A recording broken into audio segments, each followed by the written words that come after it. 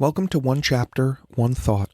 I'm Pastor Chris from Lincroft Bible Church in New Jersey, and every weekday I read one chapter of the Bible and offer one brief devotional thought.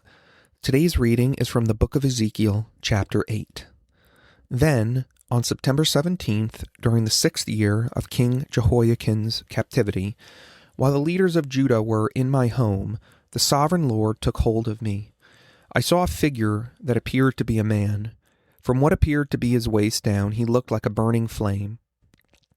From the waist up, he looked like gleaming amber.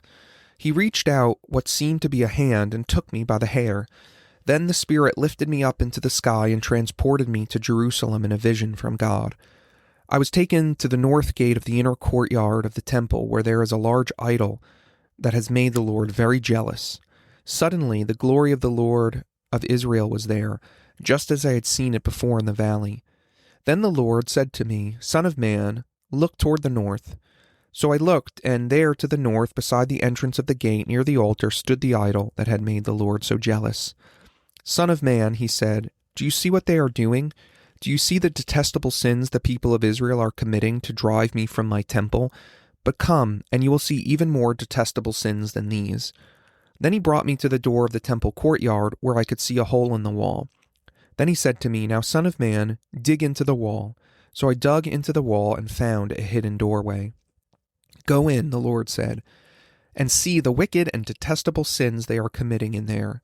So I went in and saw the walls covered with engravings of all kinds of crawling animals and detestable creatures. I also saw the various idols worshipped by the people of Israel. 70 leaders of Israel were standing there, with Jahaziah, son of Shaphan, in the center. Each of them held an incense burner, from which a cloud of incense rose above their heads. Then the Lord said to me, Son of man, have you seen what the leaders of Israel are doing with their idols in the dark rooms? They are saying, The Lord doesn't see us. He has deserted our land. Then the Lord added, Come, and I will show you even more detestable sins than these. He brought me to the north gate of the Lord's temple, and some women were sitting there, weeping for the god Tammuz. Have you seen this? He asked. But I will show you even more detestable sins than these. Then he brought me into the inner courtyard of the Lord's temple. At the entrance of the sanctuary, between the entry room and the bronze altar, there were about 25 men with their backs to the sanctuary of the Lord. They were facing east, bowing low to the ground, worshipping the sun. Have you seen this, son of man? He asked. Is it nothing to the people of Judah that they commit these detestable sins, leading the whole nation into violence, thumbing their noses at me and provoking my anger? Therefore I will respond in fury. I will neither pity nor spare them, and though they cry for mercy, I will not listen. One thought. We begin a new section in Ezekiel, and chapters 8 through 11 are a unified whole, with visions of idolatry and judgment coming upon the people. And this section opens with a vision that is on September 17th, 592 BC, which is 14 months after the opening vision back in Ezekiel 1. So from the time Ezekiel started his ministry until this chapter, it's about a little over a year. Now, some leaders of the people have come to Ezekiel's house. Most likely, they want a favorable word from God that's coming through the prophet. Maybe they're looking for hope that the exile will end early, but although they're looking for a favorable word, they don't get it. Ezekiel instead sees 4 visions of increasing idolatry amongst the people. So first, he sees a large idol in verses 3 through 6. There's this large idol that is at the north of the temple along the outer gate. This idol could have probably been in the shape of a human. Maybe it was the Canaanite goddess Asherah.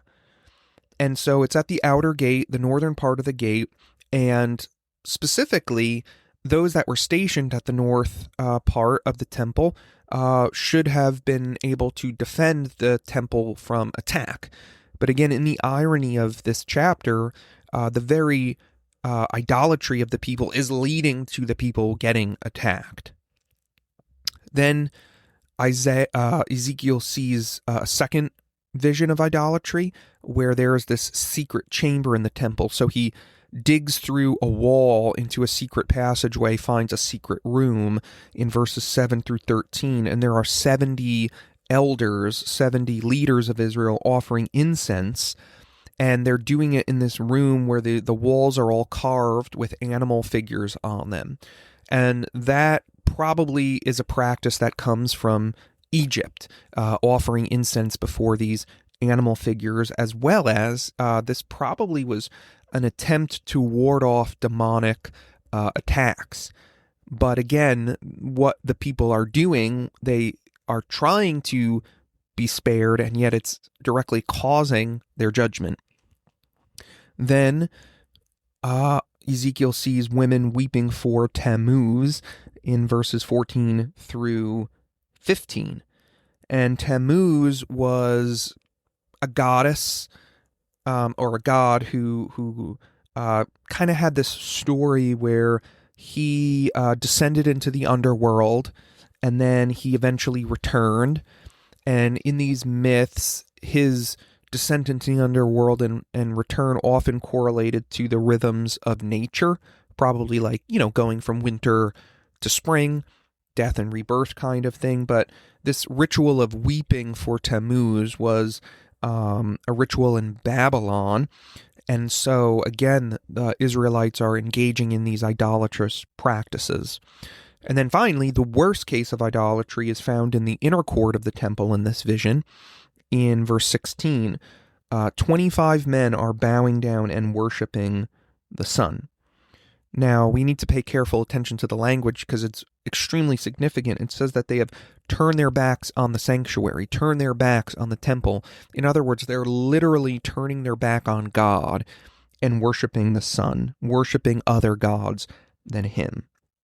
And so this chapter in Ezekiel 8 shows the utter spiritual rot of the people. Now, again, it's significant that this is a vision. Ezekiel did not literally dig through a wall to find a secret chamber. This happened in his vision, so it's not replaying actual events, but it is depicting the condition of the heart of the people. It is giving an insight into the kind of things the people were doing that provoked the Lord's wrath, giving their heart over to idolatry and worshiping idols rather than the one true living God.